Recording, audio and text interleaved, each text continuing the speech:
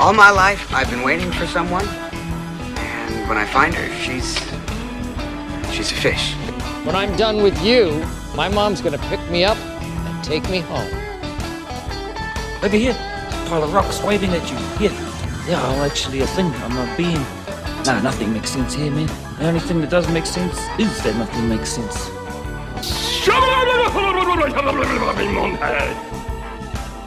It's the Al Travis Show, and we've got him, Steve Fink, on the program. Steve, how you doing this morning, my friend? Doing well, thank you, Al. Good. You are living the dream is because you are friends with a guy who is actually living the dream. Every radio announcer's dream, I swear, is that someday we'll have a big head, like Al, big head on a billboard, and Senator Nick Frentz is living that dream. I want to say it's in 35.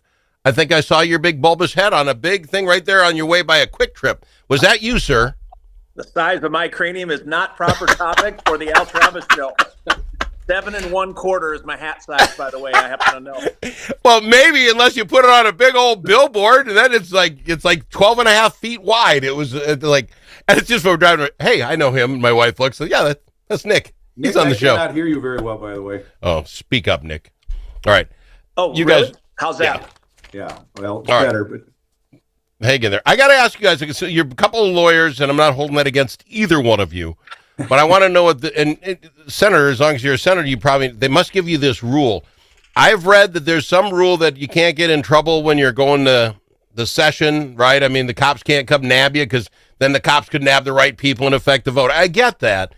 But the Senator Eichhorn, who's no longer a senator, he's resigned, his attorneys are trying to get that privilege that they went after him because he's a senator.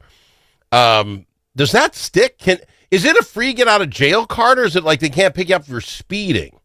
No, you cannot be compelled as a sitting legislator to appear in court during session, but you can be charged with any crime you commit. So that whether it is during session or after session, you don't get any get out of jail free card. I'm not familiar with former Senator Eichhorn's legal strategy, but if what he's saying is he was targeted or some type of entrapment theory, I don't know that I saw that. My understanding was they arrested 8 or 10 different people in the exact same sting operation. Yeah, that's how I get it. I mean, you give his lawyers, Steve, you give the lawyers you're paying them for a reason. Try to find some way to get me out of this. I'm not opposed to them trying, but it seems like that's such a stretch. There's no way that happens. No. I mean, when they say if you have the facts, you pound the facts. If you have the law, you pound the law. If you don't have either, you pound the table. That is a utterly ridiculous argument. And plus, he's resigned. Yeah. I'm sure that's right, Nick. You can't grab a guy in session, but no, that's insulting to everybody. But, you got to give it a shot. I don't get his lawyers. It just seems like it wastes everyone's time. The other one, though, the big news story today is Senator Mitchell's trial will start today. This show, and we've been saying it from the beginning, innocent till proven guilty. She swears that when you hear her side, you're going to, I don't know, daffodils are going to pop up and you're going to understand what happened. And I hope that's the case. And speaking for just this show before we get to you two, if it's not that, if the whole world doesn't turn over and say, darn it, we misunderstood, then I have a real problem because her family's gone through HE double toothpicks for the last year and a half, 2 years, whatever it's been. And I hope she's not putting her family through that. All that being said, why and how? And I'll start with you, Steve. Do you do trials? Do you do that sort of law? I don't even know. I do not. I used to as a much younger attorney, but I haven't done any criminal defense or any meaningful litigation for years. Senator Nick, do you stand in front of juries and stuff? Have you done that kind of trial action? I've probably had 50 jury trials in my 30 plus years, but I have not had any in the last 2 or 3 years. And then we do litigation, but that is typically from the office, discovery, depositions, et cetera. So tell me how you guys understand this. How do they know it'll take a week? How in God green earth do you know that this takes a week and that will be done by next Monday? You raise your hand. You want to speak, or? I was going to defer to Steve. The judge will usually say to both sides, hey, about how many witnesses do you have, how many exhibits, and make an estimate of the time. And those estimates are not perfect, but they're usually not far off. My own belief is that obviously the longer you tell the court it's going to take to try a case, the further back you get kicked because it just True. Gotta have a open time. week's worth of time. That's hard to get. So it's going to Okay. be a week, Your Honor. Okay, we'll schedule this for 2 summers from now. But I don't know. I haven't followed the case particularly closely, other than when she was originally A week. charged. A week is not an unusual amount of time for a felony case. That's Okay, not but- unheard of. But let me ask you this, because you like the number of witnesses. There's obviously the mom, and then there's her, the senator, and I presume I don't know, 2, 3 cops. I don't know how many cops were there. That's the whole gang, right? I mean, that's everybody who's a part.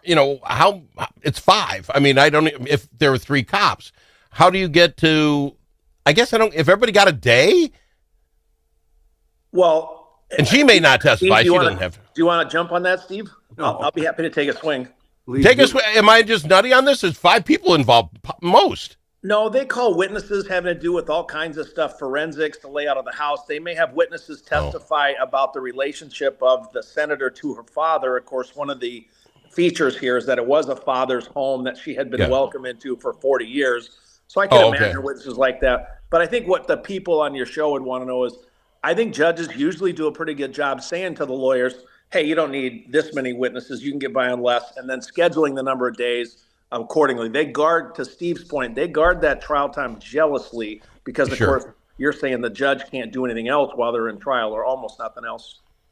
Is this like, is it like The Office? And what I mean by that, Steve, once it gets started, once the trial starts today, can the judge say, stop it, defense, you're wasting my time. I don't need the guy who constructed the home to come in and tell me if it was made out of 4x6s or 3.